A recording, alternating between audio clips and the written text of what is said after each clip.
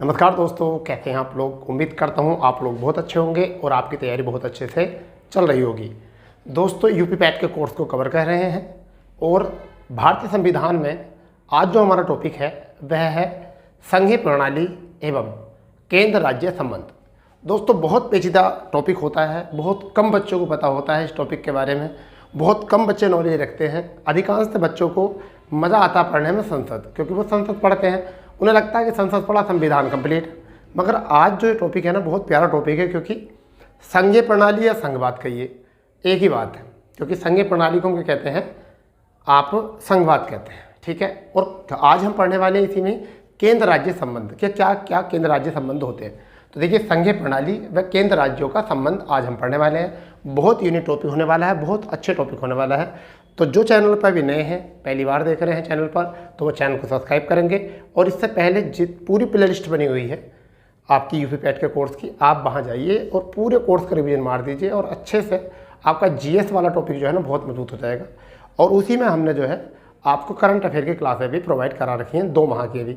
कल आपकी क्लास जो आने वाली है वो करंट अफेयर की फिर क्लास आने वाली है, जुलाई माह का करंट अफेयर है, ठीक है दोस्तों। तो हम बात कर रहे हैं संघवाद की। तो हम संघीय प्रणाली को, कल हमने संसदीय प्रणाली पढ़ी थी, तो आज हम संघीय प्रणाली में जो बात करेंगे तो संघीय प्रणाली को हम क्या कहते हैं, संघवाद, ठीक है। तो हम यहाँ पर जो पॉइंट उठाएंगे वो सबसे पहले उठाएंगे संघवाद, ठीक है भाई। संघवाद क्या होता है तो मैं आपको बताता हूँ। संघवाद होता है संस्थागत प्रणाली को कहते हैं। कैसी को?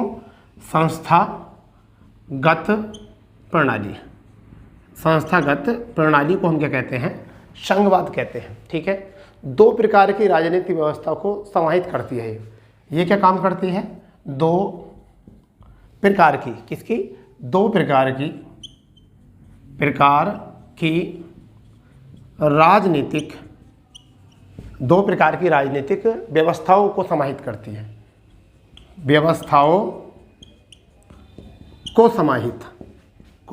समाहित करती है, ठीक है। और जो ये काम करती है उसे हम क्या कहते हैं, संघवाद कहते हैं या संस्थागत प्रणाली कहते हैं, ठीक है भाई। अब वो 2 कौन कौन सी हैं, वो 2 कौन कौन सी हैं तो मैं आपको बता देता हूँ। वो 2 कौन कौन सी हैं, 2 प्रकार की। एक होती है प्रांतीय स्तर और एक होती है केंद्रीय स्तर। तो पहली होगी आपकी केंद्रीय स्तर की। कौन सी होगी बेटा? केंद्रीय स्तर की होगी। और दूसरी जो होगी वो कौन सी होगी, प्रांतीय स्तर की, ठीक है। आप इस बात को समझ पा रहे होगे बहुत अच्छे से, ठीक है, बहुत अच्छे से समझ पा रहे होगे इस बात को बेटा। क्या है ये समझिए, थोड़ी सी इन बातों पर जो है गौर करेंगे, थोड़ी सी इस बात पर गौर करने वाले हैं हम कि क्या है ये। देखिए, संघवाद क्या होता, जो संसदीय प्रणाली होती, संघीय प्रणाली होती है वो संघवाद कहते हैं। संस्थागत प्रणाली होती है 2 प्रकार की राजनीतिक व्यवस्थाओं को समाहित करती है, केंद्र स्तर और प्रांतीय स्तर बेटा, ठीक है। स्वतंत्रता से पूर्ण ही, स्वतंत्रता से ही पूर्ण, यानी स्वतंत्रता से पूर्व, स्वतंत्रता से पहले ही यह बंटवारा हो गया था। क्या बंटवारा हो गया था कि राज्यों का और केंद्र का, ठीक है, बंटवारा हो चुका था। संघवाद का बंटवारा हो चुका था कि प्रांतीय स्तर और केंद्रीय स्तर का, ये आप समझते हो जब आपने विधायी संशोधन देखे तो। मगर मैं आपको बता दूं, पूरे संविधान में कहीं भी संघ शब्द से परिचित नहीं किया गया भारत को। क्या कहा गया है, राज्यों का संघ। तो हम यहाँ पर एक बात समझने वाले हैं कि संविधान में संघ शब्द का विवरण नहीं है, नहीं है। तो बेटा किसका है, राज्यों के संघ का, राज्यों के संघ। और ये राज्यों का संघ भी क्या होता है, यूनियन। क्या होता है, यूनियन होता। क्योंकि संघ जो शब्द होता है ना, संघ शब्द जो है वो 2 प्रकार का है। एक तो फेडरेशन और दूसरा यूनियन। तो अब हम आपको बताते हैं, यूनियन बोला जाता है कनाडा में, यूनियन बोला है कनाडा में, और फेडरेशन बोला जाता है अमेरिका में। क्या बोला जाता है, अमेरिका में। तो हमारे पास जो व्यवस्था है, संघीय व्यवस्था, वो अमेरिका की थोड़ा, ये वो कैसी है, कनाडा की है। तो हमने इस वजह से यूनियन शब्द के लिए यूनियन शब्द चुना संघ के लिए। दोनों का मतलब एक ही होता है, संघ ही बोलते हैं दोनों को, फेडरेशन को भी संघ और यूनियन को भी संघ बोलते हैं, ठीक है। परंतु अमेरिका से फेडरेशन है और कनाडा से क्या है, यूनियन है। इस वजह से हमारा जो है ये संघ शब्द यहाँ पर उचित माना जाता है, कौन सा, यूनियन वाला, ठीक है। इसलिए राज्यों का संघ, ठीक है बेटा। आप कई बार पढ़ते होंगे, एक आर्टिकल 1 आता है, आर्टिकल 1 में विवरण दिया गया है भारत अर्थात इंडिया। क्या कहा गया है, भारत अर्थात इंडिया। क्या कहा गया है, भारत अर्थात इंडिया राज्यों का संघ है, राज्यों का क्या है, संघ। इस आर्टिकल में आपने देखा होगा क्या कहा गया है, ठीक है, क्या कहा गया है, भारत अर्थात इंडिया क्या है, राज्यों का संघ है बेटा। कहा गया नहीं कहा गया, ठीक है। अब आर्टिकल 2 में क्या कहा गया है कि राज्य का परिभाषित उस राज्य क्षेत्र को कहते हैं जो कि पहली अनुसूची में वर्णित है। राज्य का संबंध यहाँ पर क्या है, राज्य किसे बोला गया है, राज्यों का जो भी पहली अनुसूची में अंकित हैं उन्हीं को हम राज्य क्षेत्र बोलते हैं। क्या बोलते हैं, राज्य क्षेत्र बेटा, ठीक है, समझ में आ गया होगा। तो एक बार रिकॉल कर लेते हैं इस चीज़ को। संघवाद संस्थागत प्रणाली होती है, 2 प्रकार की राजनीतिक व्यवस्थाओं को समाहित करती है, केंद्रीय स्तर और प्रांतीय स्तर। ये स्वतंत्रता से पूर्व भी बंटवारा हो चुका था, केंद्रीय स्तर और प्रांतीय स्तर का, उसी पर हमने काम किया है। संसद संविधान में संघ का विवरण नहीं है, संघ का विवरण नहीं है, जबकि राज्यों के संघ यूनियन का विवरण है, ठीक है। और संघ का मतलब जो होता है अंग्रेजी में यूनियन और फेडरेशन दोनों होता है, परंतु हम यूनियन मानते हैं क्योंकि हमारे यहाँ संघीय प्रणाली जो है वो कैसी है, कनाडाई प्रणाली है। कैसी प्रणाली बच्चा, कनाडाई प्रणाली है। तो अब संघीय प्रणाली की कुछ विशेषता होती हैं कि संघीय प्रणाली की विशेषता क्या क्या होती हैं, तो आज हम थोड़ा फोकस करने वाले हैं इन्हीं चीज़ों पर। संघीय प्रणाली की क्या क्या विशेषताएं होती हैं, अच्छे से समझेंगे, ठीक है, सभी बच्चे अच्छे से समझेंगे और इसको हैंड टू नोट भी करेंगे, ठीक है भाई।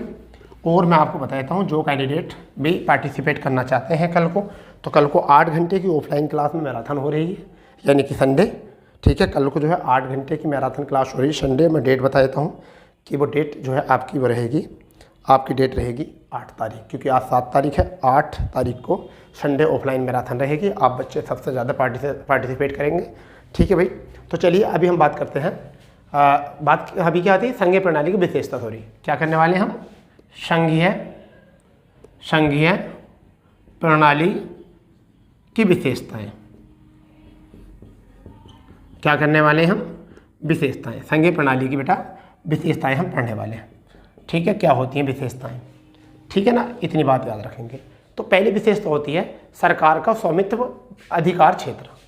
क्या होती है, सरकार का स्वामित्व अधिकार क्षेत्र, या स्वायत्त लिख लो, स्वायत्त सही होगा यहाँ पर शब्द, स्वायत्त अधिकार क्षेत्र। अभी समझाएंगे इसको बेटा, अधिकार क्षेत्र। एक तो ये विशेषता होती है, एक ही विशेषता। दूसरी विशेषता कौन सी होती है, सर्वोच्च न्यायालय की नियत या नियमित भूमिका। सर्वोच्च न्यायालय की, सर्वोच्च न्यायालय की भूमिका, चलो भूमिका ही लिख लो, ठीक है, भूमिका। तीसरी जो होती है वो होती है मौलिक प्रावधानों पर, मौलिक अधिकारों पर सम्मिलित निर्णय। मौलिक अधिकारों पर, मौलिक अधिकारों पर सम्मिलित निर्णय, सम्मिलित निर्णय ये होती है, सम्मिलित निर्णय बेटा। चौथी जो होती है क्या होती है, वित्तीय स्वायत्तता। क्या होती है, वित्तीय स्वायत्तता, वित्तीय स्वायत्तता ये होती है, ठीक है बच्चा। तो ये होती है विशेषता इसकी, यानी कि सरकार का स्वामित्व अधिकार क्षेत्र, सर्वोच्च न्यायालय की भूमिका होती है, मौलिक अधिकारों पर सम्मिलित निर्णय होते हैं और वित्तीय स्वायत्तता होती है। अब मैं आपको बताता हूँ यहाँ पर क्या है। पहला जो है वो है सरकार का स्वामित्व अधिकार क्षेत्र। इसका मतलब क्या है, संविधान, अगर मैं बताऊँ संविधान में, यानी संविधान में सरकार के प्रत्येक स्तर पर अस्तित्व होता है, यानी प्रत्येक स्तर का क्या होता है, अस्तित्व होता है, ठीक है। प्रत्येक स्तर में अस्तित्व होता है, क्या होता है, यानी कि राज्य स्तर पर भी और केंद्र स्तर पर अस्तित्व होता है, तथा अधिकार की गारंटी पर सुरक्षा देता है। यानी कि संविधान जो है सरकार के, संविधान जो है वो सरकार के, यहाँ ध्यान दो, संविधान सरकार के प्रत्येक स्तर पर, प्रत्येक स्तर पर या प्रत्येक स्तर के अस्तित्व तथा, प्रत्येक स्तर के अस्तित्व तथा अधिकार की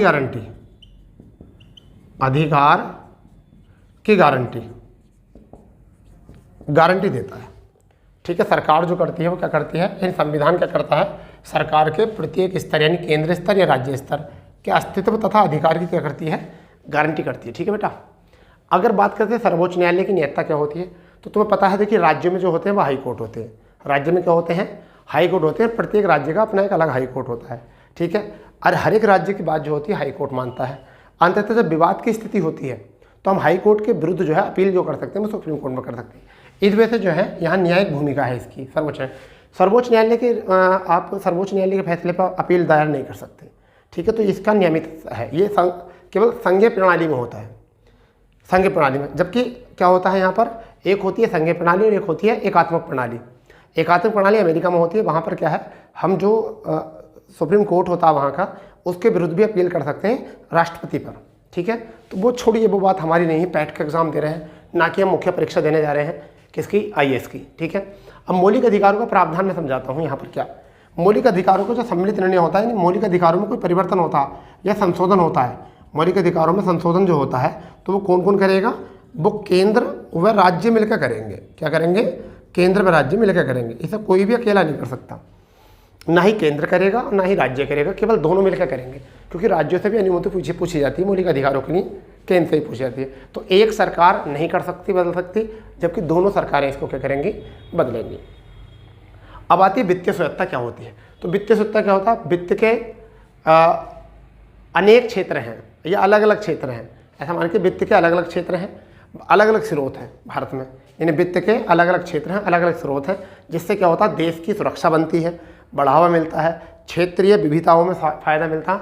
इसलिए जो है वित्तीय स्वायत्तता भी है हमारे यहाँ।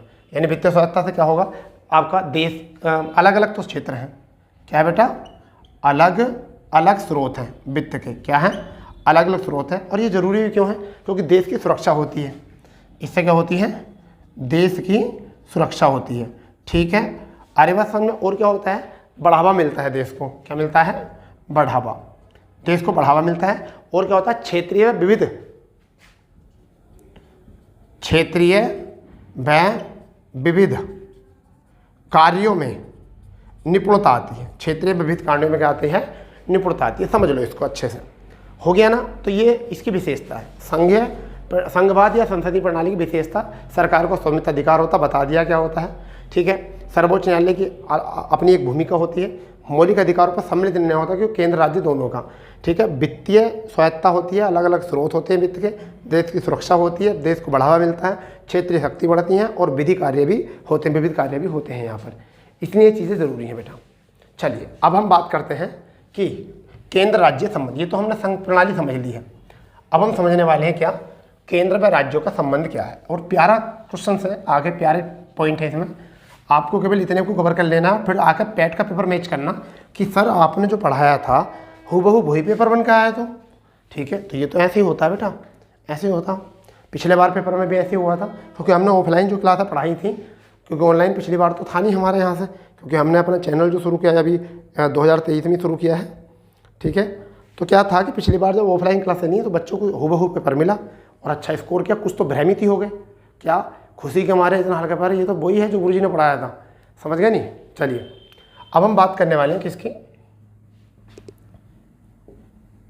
केंद्र राज्य संबंधों की। इनकी बात हम करने वाले हैं, केंद्र राज्य संबंधों की, ठीक है भाई। अब केंद्र राज्य संबंधों की अगर मैं बात करूं तो देखिए एक फैक्ट तो हमारा क्या है, ये एक भाग आपने नाम सुना होगा, भाग 11 संविधान में, और इसमें जो है आर्टिकल 245 से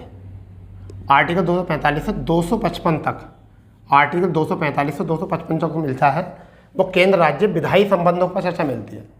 किस पर, केंद्र व राज्यों की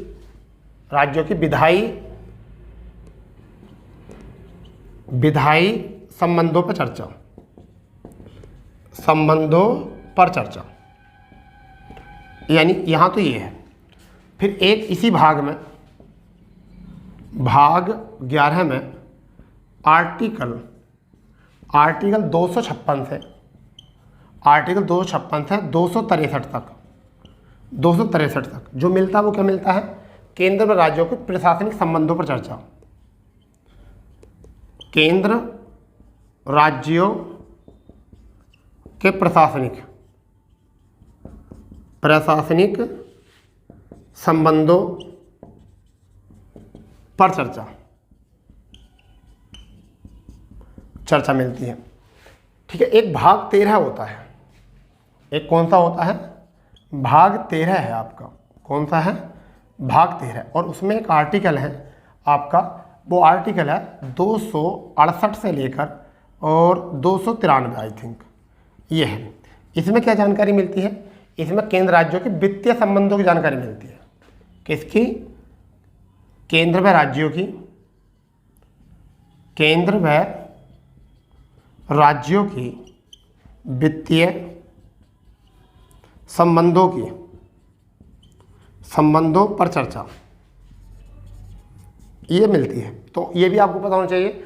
एग्जाम में कई बार पूछा गया है कि भाग 11 में किस प्रकार के केंद्र राज्यों के बीच में विधायी संबंधों पर चर्चा है। ठीक है, भाग 11 में ही फिर आपका क्या है, आर्टिकल 256-63 से क्या है, प्रशासनिक संबंधों पर चर्चा की गई है।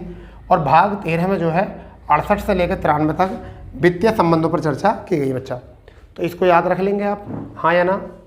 चलिए आप इसको नोट करें। मैं एक बार वीडियो क्लास देख लेता हूँ कि आपकी क्लास ठीक चल रही है नहीं चल रही, क्योंकि अक्सर ऐसा होता है कि हम पढ़ाते रहते हैं, क्लास में कुछ और ही माहौल होता है, क्लास का कुछ और ही माहौल होता है। ठीक है बेटा, चलो इसको नोट करो अच्छे से। ठीक है, चलिए समझ गए आप इस बात को। चलो पानी पी लें।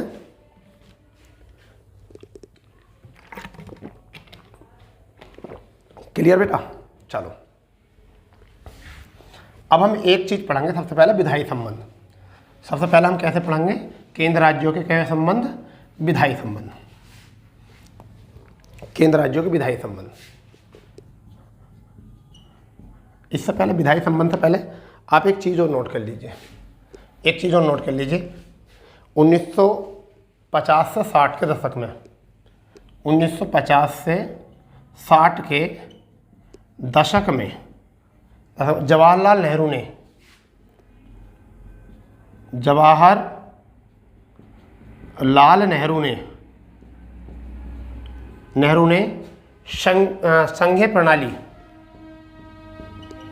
संघीय प्रणाली की नींव रखी थी। ये वाली बात और याद रखना, नोट करके लिख लेना इस बात को। क्या रखना? नोट करके, इस बात को पूरी तरीके नोट कर लेना। अब हम बात करने वाले हैं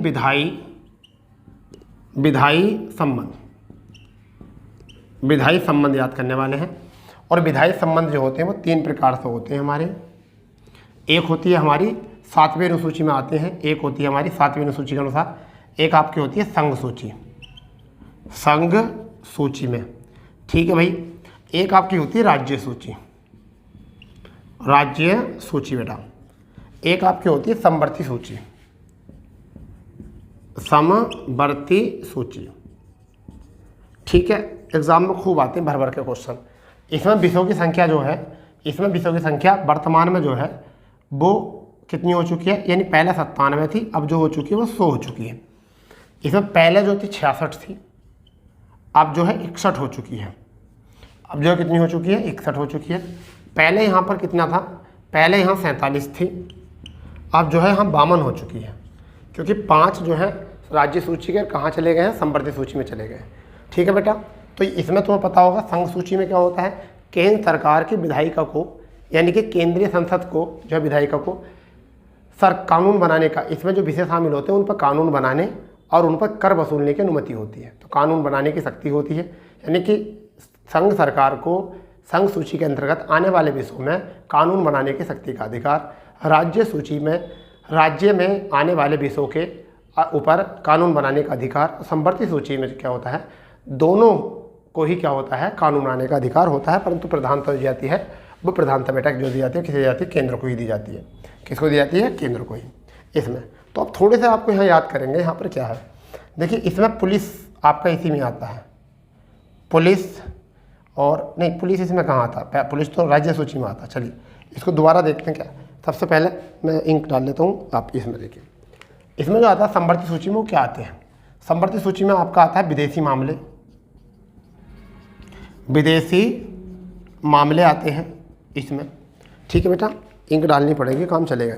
विदेशी मामले आते हैं, ठीक है। और भी आता है। परमाणिक सेवाएं जो होती हैं हमारी परमाणु वाली जो होती हैं, हम उन्हें परमाणिक बोलते हैं। यहाँ पर प्रतिरक्षा इसमें लिख लो, प्रतिरक्षा आते हैं। ये 97-100 विषय तो नहीं लिख सकते हम, मगर कुछ लिख सकते हैं। प्रतिरक्षा इसी में ही आता है। ठीक है, आपका युद्ध शांति, युद्ध शांति, युद्ध शांति इसमें आता है। बैंकिंग इसी में आता है, बैंकिंग इसी में आता है। रेलवे इसी में ही आता है बेटा। ठीक है, और डाक समझौता, डाक और तार, चलो डाक लिख लो, डाक, तार, वायु सेवा, वायु सेवा। ठीक है, बंदरगाह, बंदरगाह और मुद्रा, ऐसे विषय शामिल होते हैं जिन पर कौन सरकार कानून बना सकती है, इनके ऊपर केंद्र सरकार कानून बन सकती है। ऐसे ऐसे विषय, यानी कि विदेशी मामले, ठीक है, प्रतिरक्षा वाले, युद्ध शांति वाले, बैंकिंग वाले, रेलवे, डाक, तार, वायुसेना, बंदरगाह और मुद्रा आदि। ऐसे मुद्दों पर जो है कौन कानून बना सकती है? संघ सरकार। कौन बना सकती है? संघ सरकार। और ये संघ सूची के विषय होते हैं। एग्जाम में जब आएगा ना चुप, तो आपको हिला देगा पूरी तरीके से, आपको पूरी तरीके से हिला देगा। ये क्वेश्चन क्या था, एग्जाम में पूछा जाएगा, निम्न से कौन सा संघ सूची का विषय है, कौन सा राज्य सूची का विषय है, फिर क्या करोगे? फिर तो कोई ऑप्शन ना रहेगा ना, इसलिए याद कर लो इसको। यहाँ पर जो आते हैं बेटा वो क्या क्या आते हैं, जैसे पुलिस, पुलिस इसी में आता है। राज्य की अपनी अपनी पुलिस होती है। जेल, ठीक है, जेल खाने या कारावास, जेल खाना इसी में आता है, कारावास इसी में आता है। स्थानीय शासन, स्थानीय शासन मतलब जैसे कि जो आपके चेयरमैन वेयरमैन वगैरह होते हैं। ठीक है, सार्वजनिक स्वास्थ्य, सार्वजनिक स्वास्थ्य, सार्वजनिक स्वास्थ्य इसी में आता। वाणिज्य व्यापार, वाणिज्य व्यापार इसी का मुद्दा होता है। ठीक है, वाणिज्य व्यापार, या ऐसा मान चलो भूमि शराब, भूमि इसी का मुद्दा होता है। शराब इसी का मुद्दा होता है। ठीक है भैया, शराब इसी का मुद्दा होता है। पशुपालन, पशुपालन इसी का मुद्दा होता है। ठीक है बेटा, चलिए इतना याद कर लो, यही बहुत है, एग्जाम में तो यही आ जाएंगे। तो आपके कौन होते हैं? पुलिस होता है, जेल खाना, स्थानीय शासन, सार्वजनिक स्वास्थ्य, ठीक है, वाणिज्य व्यापार, भूमि, शराब, पशुपालन। ये सब किसके विषय होते हैं? राज्य सूची के विषय होते हैं। ठीक है बेटा, समवर्ती सूची में अगर हम बात करें तो शिक्षा, शिक्षा समवर्ती सूची का विषय है। ठीक है, वन, ठीक है, भूमि अधिग्रहण, कृषि अधिग्रहण, कृषि कानून, कृषि कानून, तभी तो इस पर 254 का 2 था। ये कृषि कानून कौन से आर्टिकल में है? 254 के 2 में, तभी तो कृषि आंदोलन इसके अंतर्गत तो चला था, 254 के 2 के आर्टिकल के अंतर्गत। अगर ये समवर्ती सूची का विषय नहीं होता ना तो आंदोलन नहीं चलता, लट्टे पड़ता खूब। ठीक है, और बनाए थे सबको टेररिस्ट, परंतु क्यों? क्योंकि हमारे संविधान में लिखा हुआ है, 254 के 2 आर्टिकल में लिखा हुआ है कि हमारे जो समवर्ती सूची के जो विषय होते हैं, 5 विषय थे, इन पर कुछ विषय दिए गए हैं, अगर उन पर सरकार कानून बनाती है तो हम उसके लिए आंदोलन कर सकते हैं। ठीक है, चलिए आगे देखते हैं, आगे देखते हैं। ये हो गया है। इसके बाद में मजदूरी, मजदूरी इसी का सब विषय है। ठीक है, मजदूरी इसी का विषय है। ठीक है, अब अगर हम बात करें सामान में मिलावट, सामान में मिलावट, वो भी इसी का मुद्दा है। तो ये जो है समवर्ती सूची के, तो एक बार फिर समझ लो, जो समवर्ती सूची के होते हैं उन पर जो कानून बनाने का अधिकार होता है वो किसको होता है? केंद्र व राज्य दोनों को। विवाद होने पर केंद्र की मान्य होगी। राज्य सूची में क्या होता है? राज्य सरकार को होता है इन पर विषय पर कानून बनाना, और समवर्ती संघ सूची में क्या होता है? केंद्र सरकार को होता है। तो इतनी बात आपको समझ होगी। तो एक हमने समझ लिया, कौन सा? विधायी संबंध।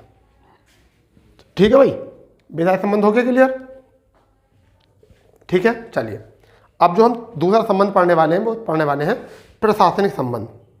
क्या पढ़ने वाले हैं? प्रशासनिक संबंध। बहुत प्यारी क्लासें चल रही हैं, बहुत ही प्यारी क्लासें चल रही हैं। ठीक है, अब हम जो पढ़ने वाले हैं वो क्या पढ़ने वाले हैं? प्रशासनिक संबंध।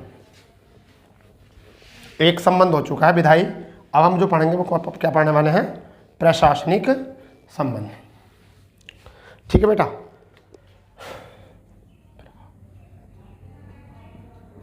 प्रशासनिक संबंध। ये तो प्रशासनिक संबंध जो होते हैं वो कितने प्रकार के? 3 होते हैं। अब समझिए इसको क्या है, ये बहुत प्यारा है। आपात संबंधी, आपात संबंधी एक तो, नागरिकता संबंधी, नागरिकता संबंधी, ठीक है। तीसरा जो होता है न्यायिक संबंधी, न्यायिक संबंधी, ये होते हैं प्रशासनिक संबंध, ठीक है। नागरिक संबंधी, आपात संबंधी ये। तो आपको पता है आपात 3 प्रकार के होते हैं नी। एक तो आपका आर्टिकल 352 में क्या होता है? राष्ट्रीय आपात, राष्ट्रीय आपात। आर्टिकल 356 में राज्य आपात, राज्य आपात। आर्टिकल 360 में वित्तीय आपात, वित्तीय आपात। ये आपको सबको पता है, ठीक है। नहीं पता तो आप पता कर लीजिए। अब मैं आपको बताता हूँ क्या है। देखिए आर्टिकल 352 में राष्ट्रीय आपात में क्या कहा गया है कि जब ये किसी भी राज्य में, जब देश में 352 का आर्टिकल जब लागू होगा और जब राष्ट्रीय आपात लगेगा तो उस समय क्या होगा? राज्यों की जो नीतियां हैं, राज्यों की जो शक्ति है वो किसके हाथ में आ जाएगी? केंद्र के हाथ में आ जाएगी। और राज्य की जो कार्यपालिका है वो किसके अधीन काम करेंगी? संसद के अधीन काम करेंगे। किसके अधीन काम करेंगी? संसद के अधीन करेंगी, ठीक है। और संसद ये निर्देश जारी करेगी कि राज्यों को अपनी कार्यपालिका का जो काम है वो संसद के अनुसार करना पड़ेगा, संसद के अनुसार करना पड़ेगा। और राज्य सूची के जितने विषय हैं, राज्य सूची के जितने विषय हैं उन सब पर जो है कानून बनाने का अधिकार किसको आ जाएगा? संसद को मिल जाएगा। तो संसद जो है राज्य सूची के विषयों पर क्या बना सकती है? कानून बना सकती है। तो एक तो इसलिए ये तो इम्पोर्टेंट है। क्या करेगी 352 में? संसद के अधिकार में आ जाएंगे सारे विषय, जो राज्य सूची के जितने विषय हैं वो संघ सरकार के अधिकार में आ जाएंगे। राज्य सूची के जितने विषय होते हैं उन सब पर कानून बनाने का अधिकार संसद को हो जाएगा, ठीक है, आपातकाल के दौरान। तीसरा, राज्य की जो कार्यपालिका है वह संसद के अनुसार कार्य करेगी। किसके अनुसार? संसद के अनुसार। ये तो हो गया हमारा यहाँ से। तीसरी अगर हम बात यहाँ करें तो आपकी 356 के अनुसार, राज्य के अनुसार यहाँ पर तो क्या होता है? देखिए राज्य आपातकाल जब होता है क्या होता है? तो राज्य की समस्त शक्तियाँ जो हैं, राज्य की समस्त शक्तियाँ जो हैं वो किसके अधिकार में आ जाएंगी? संसद के अधिकार में आ जाएंगी, राष्ट्रपति के अधिकार में आ जाएंगी। मतलब जब किसी देश में 356 लगता है तो उसमें क्या होता है? संवैधानिक तंत्र विफल हो जाता है, उस राज्य का संवैधानिक तंत्र विफल हो जाता है, संविधान के अनुसार शासन नहीं चलता। तो उसमें राज्य की शक्ति राज्यपाल की शक्तियों के अनुसार, यानी राज्य की शक्तियों के साथ साथ राज्यपाल की शक्ति भी किसके अधिकार में आ जाएंगी? राष्ट्रपति के अधिकार में। और राष्ट्रपति फिर अपने अनुसार जो है कार्य करेगा उस राज्य का, ठीक है। जब 360 आ जाएगा, कहाँ आएगा? आर्टिकल 360 में जब वित्तीय आपात लगेगा, क्या लगेगा बेटा? वित्तीय आपात लगेगा, समझ गए नहीं? तो इसमें एक इंपॉर्टेंट बात है, वित्तीय आपात में राज्य के जितने भी कर्मचारी होते हैं उनका पेंशन, वेतन, भत्ता की कटौती जो है वो संसद के अनुसार होगी। जितना संसद चाहेगी इतना कटौती होगी। तीसरी बात और इसमें जो है इंपॉर्टेंट वित्तीय आपात में तीसरी और क्या है? राज्यों के जितने भी राज्य की जितनी विधानमंडलों में, राज्य की जितनी विधानमंडल होती हैं उन सब में धन विधेयक का निर्णय भी केंद्र सरकार करेगी भी, राज्य सरकार नहीं करेगी, क्या करेगी? केंद्र सरकार। तो यह है संबंध, ठीक है। आगे बात समझ में नहीं? यानी कि इसमें क्या है? राज्य की सारी शक्ति जो है संसद के हाथ में आ जाएंगी। 52 के अंतर्गत संसद के अनुसार ही कार्यपालिका काम करेगी और राज्य सूची के विषयों पर कानून भी कौन बनाएगी? संसद बनाएगी, जब ये राष्ट्रीय आपात लगेगा तो, ठीक है। जब राज्य आपात लगेगा, जिसे हम कहते हैं राष्ट्रपति शासन, जब ये लगेगा तो राष्ट्रपति के अधिकार में पूरे राज्य की शक्तियाँ आ जाएंगी राज्यपाल की शक्तियों के सहित, ठीक है। फिर राज्यपाल भी कुछ नहीं कर पाएगा। वित्तीय आपात में क्या होगा? जब वित्तीय आपातकाल लागू हो जाएगा तो वित्तीय आपात में क्या है कि राज्य के जितने भी कर्मचारी हैं वो राज्य सरकार के अनुसार वेतन में कटौती नहीं करेंगे, फिर केंद्र सरकार के अनुसार कटौती होगी। अभी वैसे देश में लगा नहीं है। और जो केंद्र राज्यों के खुद के अपने धन विधेयक होते हैं, समझ गए नहीं, उन पर भी निर्णय कौन करेगा? केंद्र सरकार करेगी। तो ये था यहाँ पर। अब आती है इकहरी नागरिकता संबंधी।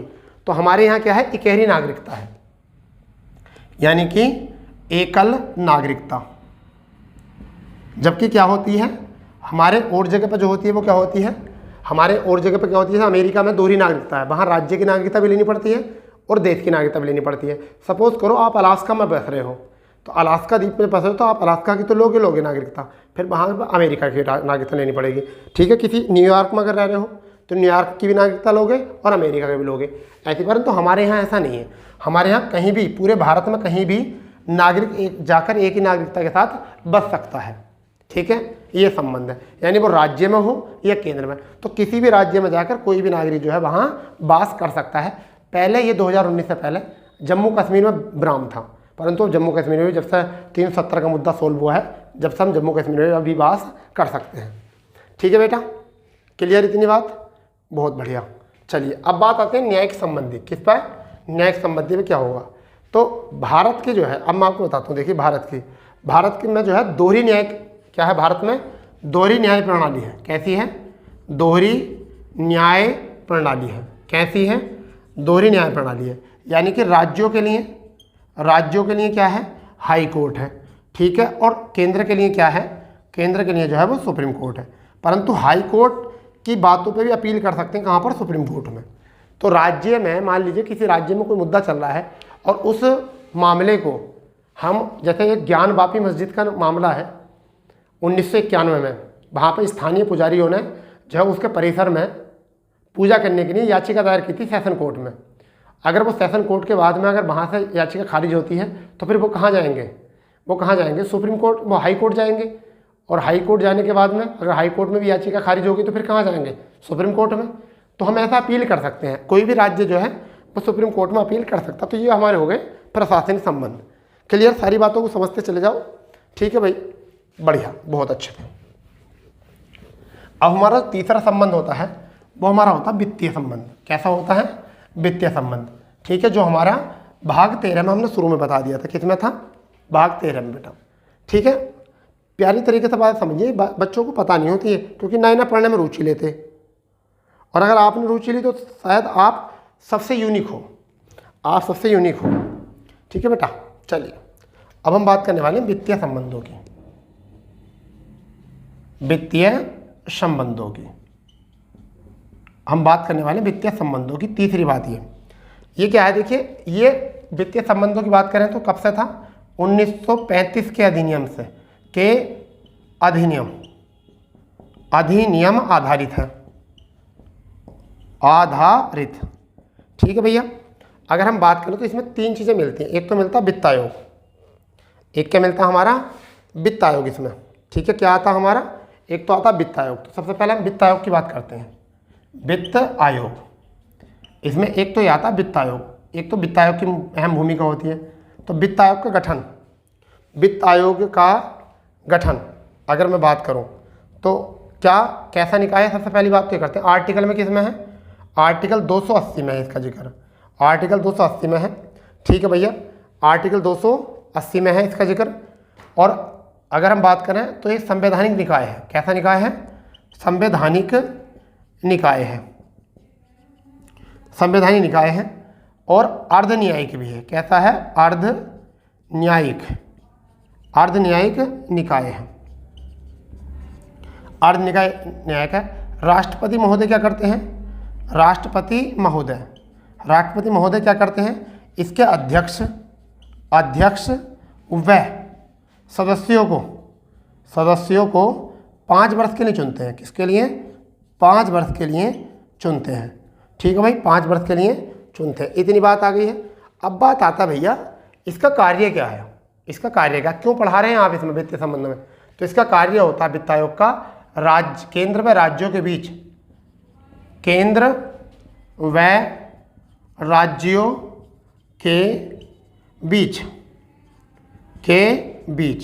करों का बंटवारा। किसका करना? करों का बंटवारा करना, ये काम होता है इसका। समझ गए मेरी बात को? ये होता है वित्त आयोग का काम। समझ गए नहीं? तो वित्त आयोग का काम क्या होता है समझ लो पहले इस बात को। वित्त आयोग आर्टिकल 280 में है, संवैधानिक निकाय होता है, अर्ध न्यायिक निकाय होता है, क्योंकि यहाँ पर न्यायालय का काम भी करता है, कुछ मामलों पर फैसला भी दे देता है। ठीक है भाई। अगर हम बात करें राष्ट्रपति महोदय के अध्यक्ष और इनके सदस्यों को 5 वर्ष के लिए चुनते हैं। ठीक है, 5 वर्ष के लिए चुनते हैं। अगर बात करें केंद्र और राज्यों के बीच में करों का वित्त का बंटवारा समन्वय करना इसका काम होता है। क्या होता है? इसका काम होता है। नोट करो इसको जल्दी से।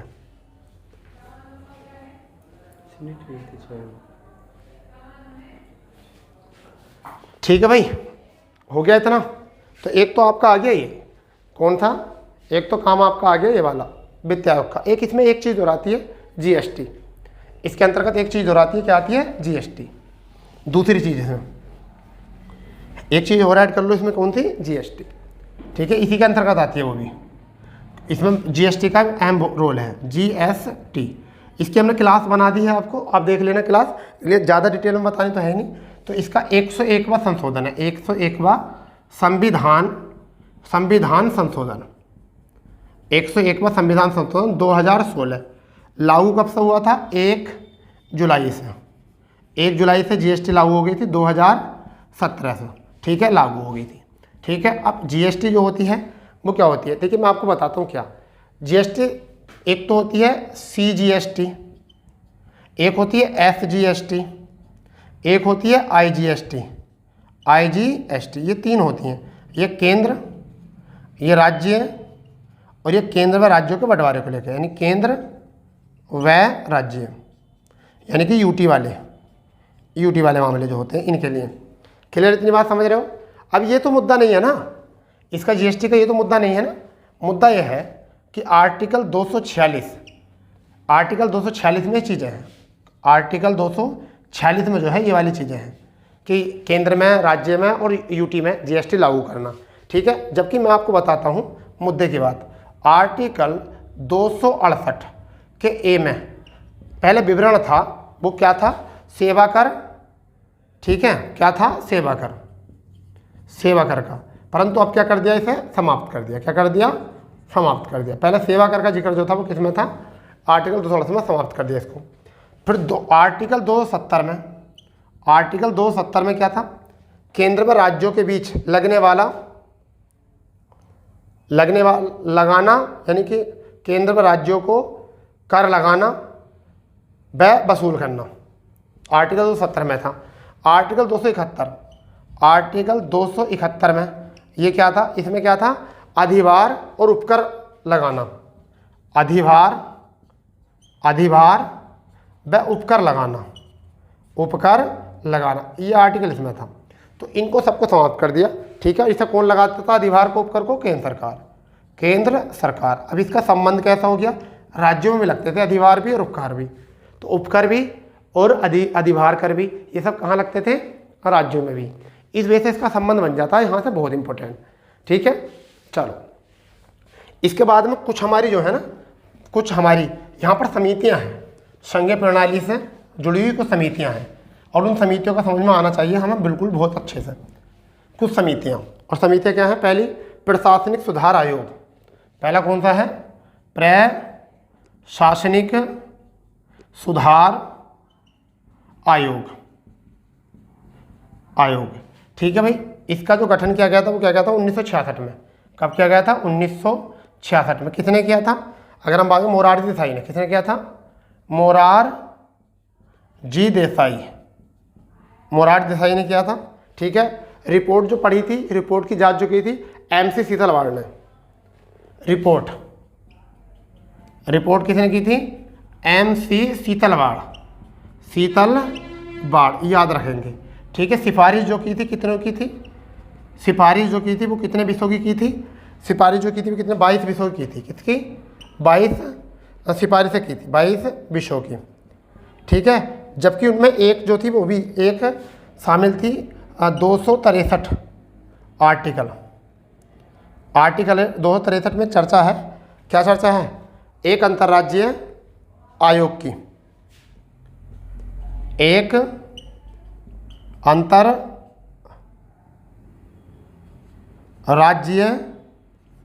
आयोग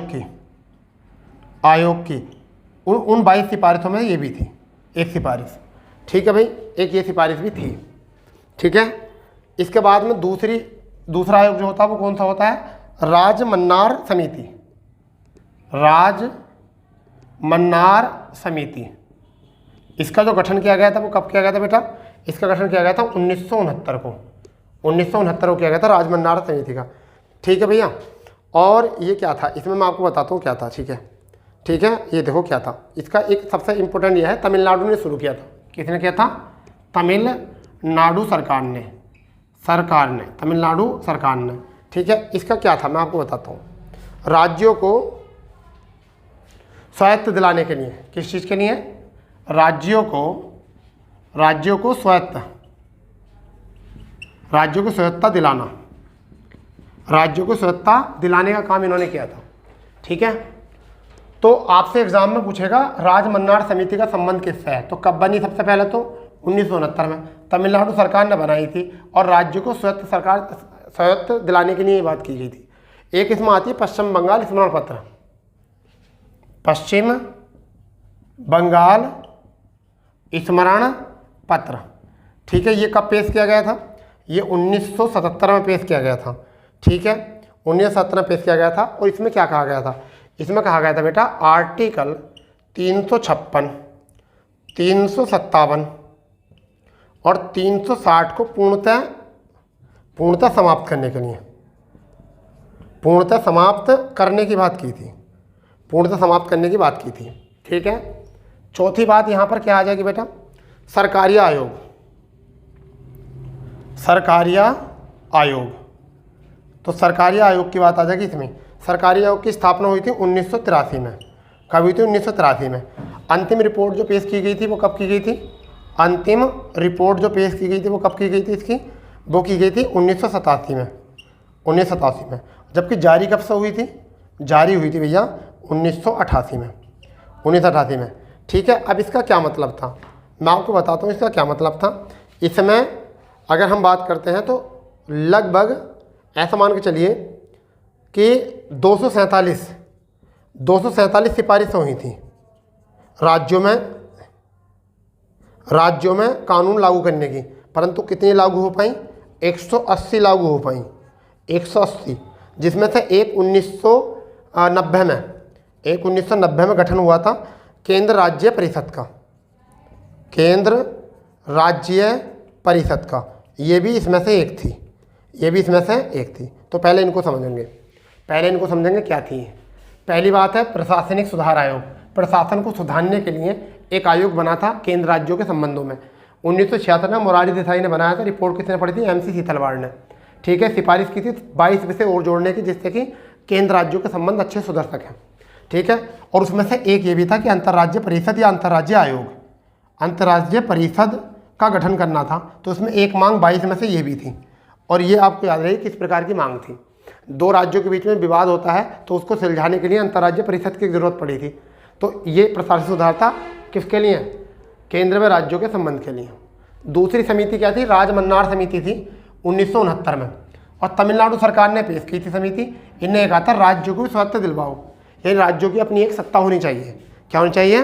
राज्यों की भी अपनी एक सत्ता होनी चाहिए, ये थी। तीसरी जो समिति आई थी वो क्या आई थी? पश्चिम बंगाल स्मरण पत्र। क्या आया था? पश्चिम बंगाल स्मरण पत्र। पश्चिम बंगाल स्मरण पत्र आया था, एक पत्र दिया था कब? 1977 में। इस पत्र में कहा गया था आर्टिकल 356, आर्टिकल 357, आर्टिकल 360 पूर्णतः समाप्त होने चाहिए, तब तो देश की स्थिति सुधरेगी, केंद्र और राज्यों के संबंध तब अच्छे सुधरेंगे, इन्होंने कहा था।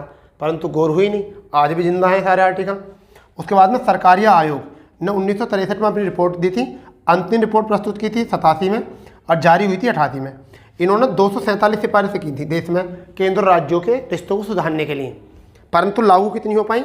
180। उनमें से एक ऐसी रिपोर्ट थी जिसमें केंद्र राज्य परिषद का गठन किया। जो 1990 में केंद्र राज्य परिषद का गठन हुआ है वो किसकी सिफारिश पर हुआ है? सरकारिया आयोग की सिफारिश पर। समझ गए? ये किसमें आई थी? पुंछी आयोग। क्या आया था? पुंछी आयोग। चलो यहाँ लिख देता हूँ, पुंछी आयोग। एक कौन सा आया था? पुंछी आयोग आया था। और कब आया था मैं इसको बताऊँ? 2007 को, अप्रैल 2007 को आया था पुंछी आयोग। ये क्या था? पुंछी आयोग 2007 में आया था। सरकारिया आयोग के 180 विषय लागू होने पर, 180 सिफारिश लागू होने पर जो देश में व्यक्तिगत राजनीतिक परिवर्तन हो रहा था, जो सुधार हो रहा था, उसकी पुनः जांच करने के लिए, उसकी पुनः आकलन करने के लिए पुंछ आयोग की स्थापना की गई। तो अब एग्जाम में आएगा केंद्र राज्य संबंधों से किन किन समितियों का संबंध है। तो आपको याद रखना प्रशासनिक सुधार आयोग, आपको याद रखना राज्य मन्नार समिति, पश्चिम बंगाल स्मरण पत्र, सरकारिया आयोग और पुंछी आयोग। ठीक है, आपसे इनमें से क्वेश्चन पूछा किसका संबंध नहीं है, तो इनमें से किसी एक को मिस कर देगा, इनमें से किसी एक को मिस कर देगा। एक बार फिर क्वेश्चन पूछा गया था पीसीएस के एग्जाम में, पुंछ आयोग क्या है? पुंछ आयोग क्या है? तो पुंछ आयोग है सरकारिया आयोग के बनने से देश में जो राजनीतिक, व्यक्तिगत और प्रशासनिक परिवर्तन हो रहा था, उस परिवर्तन के चलते पुनः आकलन कि ऐसा क्यों हो रहा है, उसकी पुनः पुष्टि करने के लिए, पुनः आकलित करने के लिए पुंछ आयोग की स्थापना की गई थी। सरकारिया आयोग से पहले स्मरण पत्र था। स्मरण पत्र ने क्या मांग की थी? तो एग्जाम में स्मरण पत्र नहीं आएगा, क्वेश्चन पूछा जाएगा आर्टिकल 356, आर्टिकल 357, आर्टिकल 360 को पूर्णतः समाप्त करने के लिए किस पत्र में चर्चा दी गई या किस राज्य ने वो चर्चा करी थी? तो पश्चिम बंगाल ने अपना स्मरण पत्र दिलाया था। फिर राज्यों को स्वायत्तता दिलाने के लिए किस सरकार ने अपनी मन्नार समिति भेजी? तो राज मन्नार समिति, एक व्यक्ति है राज मन्नार, उन्होंने अपनी समिति बनाई अपनी अध्यक्षता में, तमिलनाडु सरकार ने। ठीक है, कई बार एक तरफ इनकी डेट दे देगा, एक तरफ इनको दे देगा जोड़े मिलाने के लिए, प्रशासनिक सुधार दे देगा 1966 दे देगा, फिर एक तरफ दे देगा राज मन्नार समिति, यहाँ दे देगा 66 या 68 दे देगा और कहेगा निम्न में से कौन सा जोड़ा सम्मिलित नहीं है। ठीक है, तो ये भिन्न भिन्न प्रकार से यहाँ से क्वेश्चन आपके बन सकते हैं।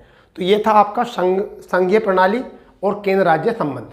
ठीक है दोस्तों, बड़ा टॉपिक था मगर समझाना बहुत ज़रूरी था, क्योंकि बहुत सारे बच्चे केवल संसद पढ़ते हैं, राष्ट्रपति पढ़ते हैं, हाई कोर्ट, सुप्रीम कोर्ट पढ़ते हैं, मोटी मोटी बातें पढ़ते हैं और वो समझते हैं कि हमने संविधान कंप्लीट कर लिया। जबकि संविधान की एक कल की क्लास थी हमारी संसदीय प्रणाली और एक आज थी हमारी संघीय प्रणाली और केंद्र राज्य संबंध। ये दोनों टॉपिक ऐसे हैं कि 90% टीचर भी नहीं पढ़ाते इन चीज़ों को, क्योंकि उनके ही समझ में नहीं आती ये चीज़ें, तो वो पढ़ाएंगे क्या, और एग्जाम में बच्चे उस चीज़ के पीड़ित हो जाते हैं। ठीक है ना, तो ये चीज़ें जो हैं इंपॉर्टेंट है, आप यहाँ से की पॉइंट बना सकते हो। ठीक है, इसमें हमारी विधायी संबंध आ जाते हैं, आप अलग अलग इसी के अकॉर्डिंग प्रशासनिक के, इसमें प्रशासनिक में क्या आ जाता है, विधायी संबंध आ जाते हैं। ठीक है, और विधायी संबंध आ जाते हैं और आपके वित्तीय संबंध आ जाते हैं, आपके राजनीतिक संबंध आ जाते हैं, टोटल आते हैं इसमें। ठीक है, चलिए दोस्तों, तो आज की क्लास यहाँ पे रोकते हैं। कल जो क्लास होगी वो हमारी शायद न्यायालय पर होगी, सुप्रीम कोर्ट और हाई कोर्ट, इन पर हम कल बात करेंगे। फिर हम जिला निकाय क्या होते हैं, स्थानीय निकाय, और फिर कोर्स आपका कंप्लीट जीएस वाला पोर्शन पैट का। ठीक है दोस्तों, चलिए तो मिलते हैं नई क्लास पर। जय हिंद, जय भारत, वंदे मातरम।